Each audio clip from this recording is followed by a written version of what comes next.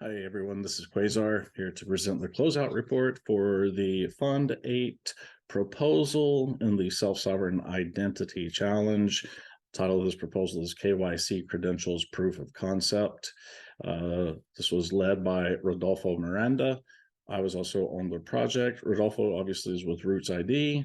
And we had Patrick Rivenbark from Ada Cafe, and not listed as a co-proposer is Dagwell with Adagachi, and also Disco Solaris helped with some of the technical implementation and the APIs. So the project is to provide an agent to offer the KYC services for this proposal. The proposal is divided into two categories. Number one, research and negotiate trusted a company to provide the KYC resources, and two, the technical part. So step one, research, find a company, two, implementation. So after that, we can break it on further to here.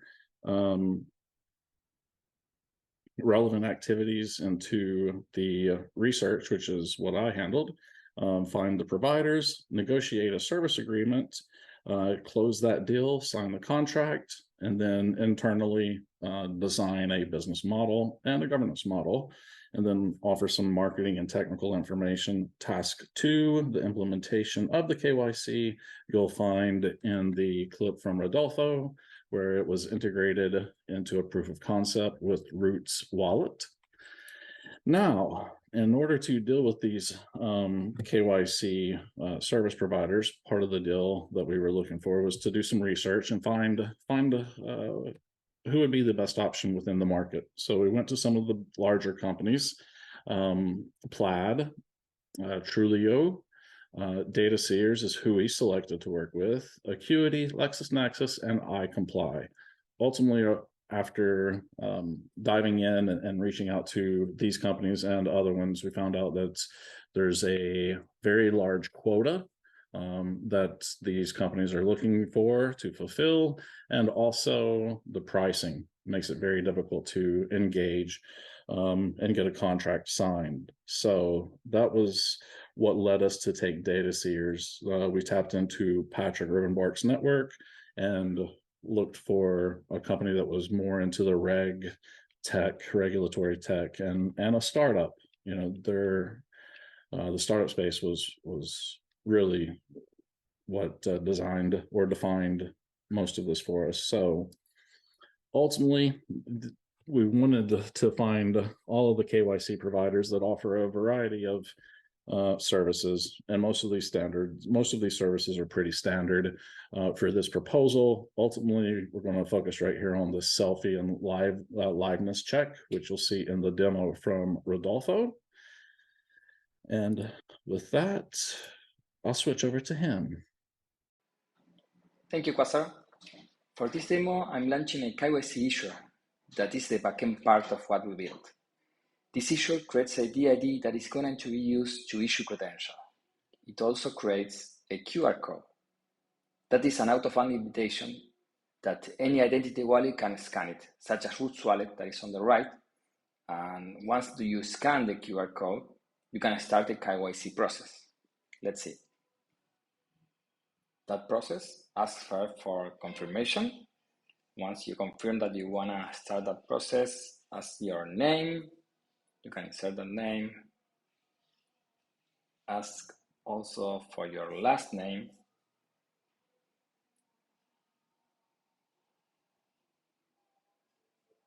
An email.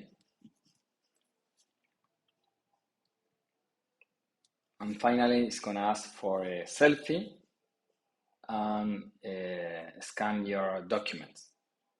So for that, we implement like the camera. I can take myself a picture.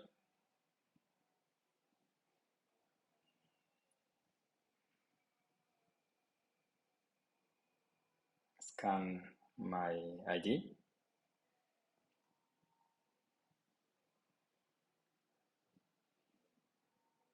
And once that happens, all the information is gonna move to the issuer. let's see, the issuer received the information. We're gonna call the API in DataSeer. That's called DataSeer scan API. We're gonna validate all the information, gonna produce a report, and with that report and information, the issuer is gonna create a verifiable credential that's gonna be passed to the wallet. That's taking a while, but now you see we receive the credential. We can accept the credential and display it in the wallet. So you see the DataSeer logo, that's the credential. And we can look inside what is in there. So in the information that is hosted in the credential is what we receive from DataSeer verification process. Let's move now to the DataSeer's portal. This portal is hosted by DataSeer. So that's where all the information is stored and you can see all the flows. So there are several functions on the DataSeer portal. You can see this one is actually what we submit with the Roots wallet. You can see the pictures, IDs, and all the information received, processed, extracted from the IDs, and all the validations and checks that DataSeer has made with that information. You can see a summary, a blur of some personal information, but also see image quality and a lot of information that is produced by DataSeer. All that information, not the personal ones, go to the credential that is finally moved to the wallet of the holder.